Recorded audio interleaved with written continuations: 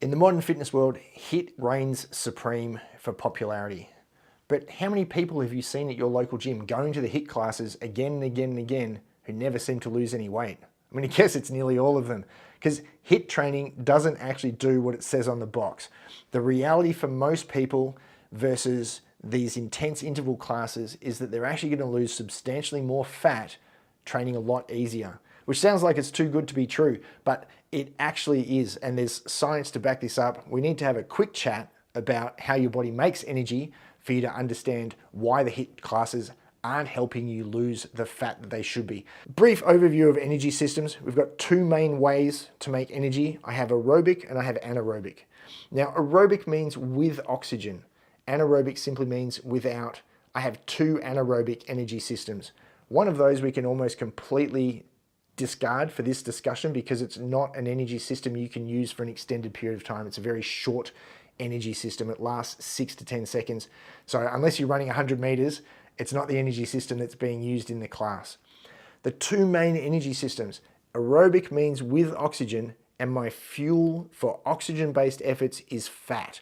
That's why as humans we're covered in it, is because the majority of stuff that we do is aerobic based.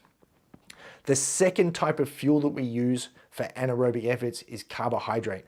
There's a reason why you feel like you need sugary things after a hard effort. There's a reason why we store carbohydrates in muscles. It's called muscle glycogen, and that's simply glucose that has been stored in a muscle to be used for energy during these anaerobic efforts. When we look at the utilization of them, so if we started a graph down at, it's not completely zero, because even right now I'm burning some fat for energy, but I'm burning zero carbohydrate. So just slightly above absolutely zero energy, I'm already starting to burn some fat. As my heart rate increases and as my effort increases, the amount of energy that I burn increases. And that comes both from fat and carbohydrate as we travel along that continuum to max heart rate. Now, despite what most people think, you are pretty much always burning fat and carbohydrate as a fuel for the vast majority of your efforts. Up to about 70% of your max effort is going to be from fat and carbohydrate. In fact, at about 70%, you'll see an equal distribution of fat and carbohydrate as energy sources. Now, the reason this is important is that if you're trying to lose fat, you're trying to burn as much fat as possible. And what happens after you pass that 70% point is fat utilization drops off and carbohydrate use increases. If we follow the graph all the way along to your maximum heart rate, the point where you're actually working so hard you cannot continue, your carbohydrate utilization is 100% of your energy expenditure and your fat utilization is zero. So when you're working as hard as possible, you're using no fat at all as a fuel. And remember, this starts happening increasingly more and more and more along this continuum after 70% of your max heart rate. So if you think about what your heart rate is in a HIIT class, it's generally always going to be above 70%, which means the amount of fat you're using during that class is decreasing more and more and more the higher that goes, and the amount of carbohydrate you're burning becomes more and more and more. And that's back to front, because you're there to burn some fat and utilize this as a way to get in shape. The biggest problem for people when they look at this is they think that the harder they work, the better things are. But from an energy perspective, your max fat utilization happens down at something like 110 to 115 beats a minute for most people. Now, that's not the most amount of fat you use, but that's the most amount of fat you use relative to the energy being expended. Down at about 110 to 115 beats a minute, your total amount of carb utilization is zero or nearly zero. It rises up till we get to about that 70% point, which for someone in my age group is probably going to be about 125 to 130 beats a minute.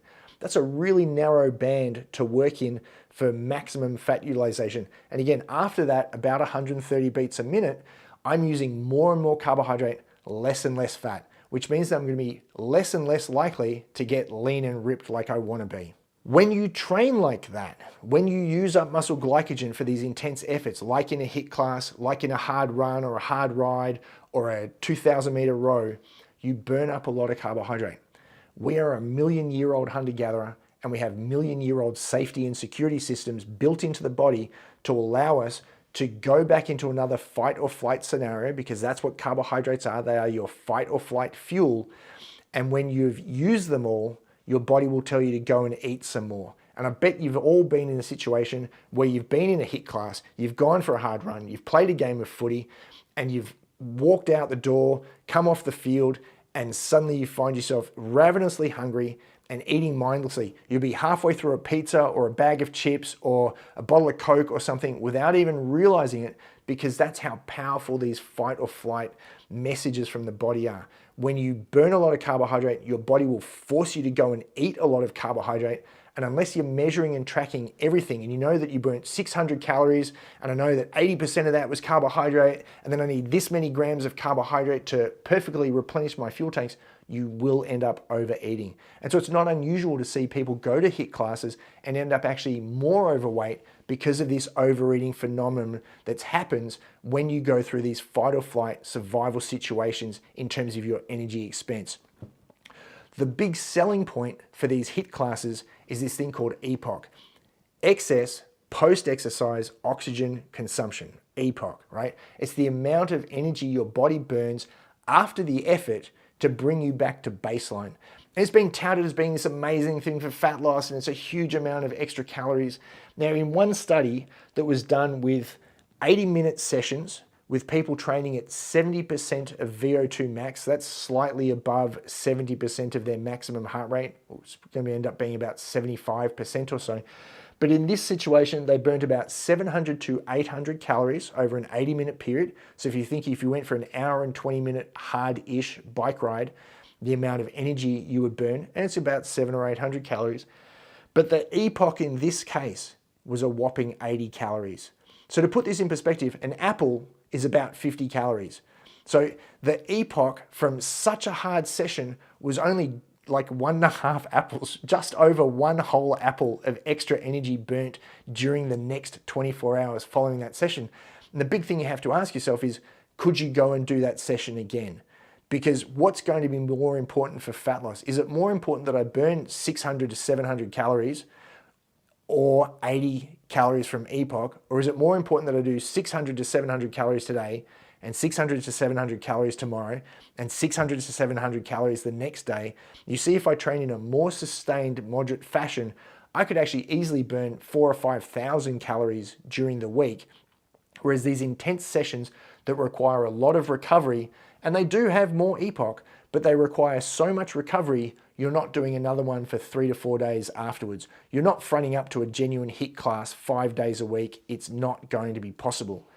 In another study on EPOC and HIIT training, they did 20 by 1 minute intervals on 2 minutes rest. 1 minute on, 2 minutes off is actually a pretty easy format from an intensity perspective. They found that the EPOC, different to just going and doing the same amount of time as a 70% max heart rate session, the EPOC was 32 calories. So again, ask yourself, which would you prefer to do? Go and ride for an hour at a steady heart rate, or go and run for an hour at a steady heart rate, or go and kill yourself doing 20 lots of 1 minute as hard as you can to burn an extra 32 calories. So you can see from a fat utilization perspective, because we're not using any fat at all, HIIT is quite ineffective.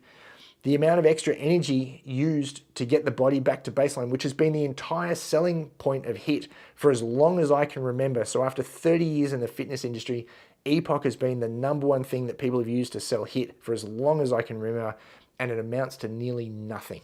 It's about an extra apple a day. If you crave an apple so much, maybe just moderate the rest of your diet so you can deal with that apple's worth of extra energy expenditure.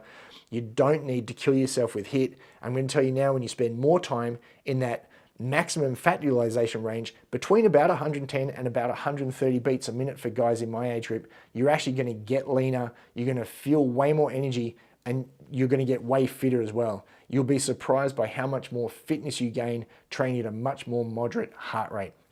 If you like the information, make sure to hit like and subscribe as well. Check out the website to join the peak performance community. It's away from social media. It's the #1 fitness community online.